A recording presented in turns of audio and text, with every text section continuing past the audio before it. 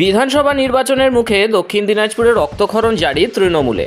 লক্ষ্মীর ভাণ্ডারের ভাতা নিলে কেন ভোট দিতে হবে তৃণমূলকে? এই প্রশ্ন তুলে জেলার বিভিন্ন প্রান্ত থেকে একসঙ্গে প্রায় 50টি পরিবারের মহিলারা যোগ দিলেন বিজেপিতে।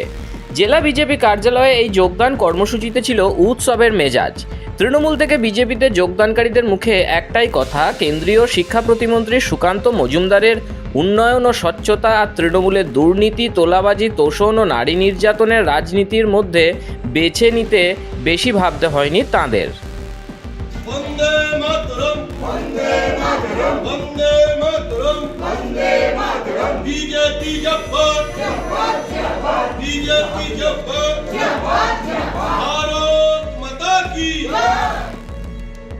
গোটা উত্তরবঙ্গের মতো দক্ষিণ দিনাজপুরেও তৃণমূলের হাল খারাপ। তবে গত কয়েক বছরে সুকান্ত মজুমদারের উন্নয়নের অশ্বমেধের ঘোড়া এই জেলায় তৃণমূলের অবস্থা আরও করুণ করেছে। আর তাই ভোট যত এগিয়ে আসছে ততই জেলায় তৃণমূল সহ অন্যান্য বিরোধী দল ছেড়ে বিজেপিতে যোগদানের ঢল নেমেছে।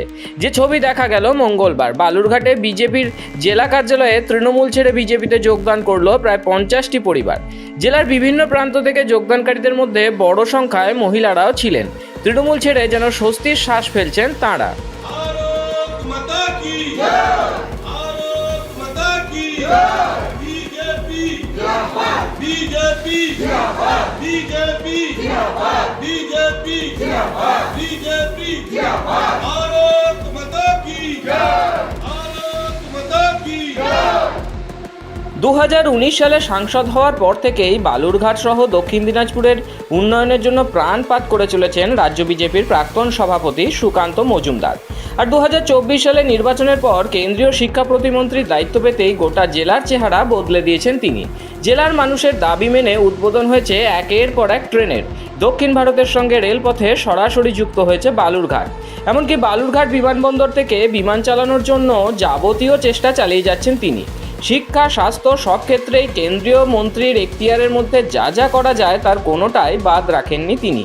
সুকান্ত মজুমদারের এই উন্নয়ন যজ্ঞের কোনো জবাব নেই তৃণমূলের কাছে। ভয় আর লোভ দেখিয়ে জেলার কিছু মানুষকে তারা সঙ্গে পেয়েছে বটে, কিন্তু সময় যত কাটছে ততই ভাঙছে সেই ভয়।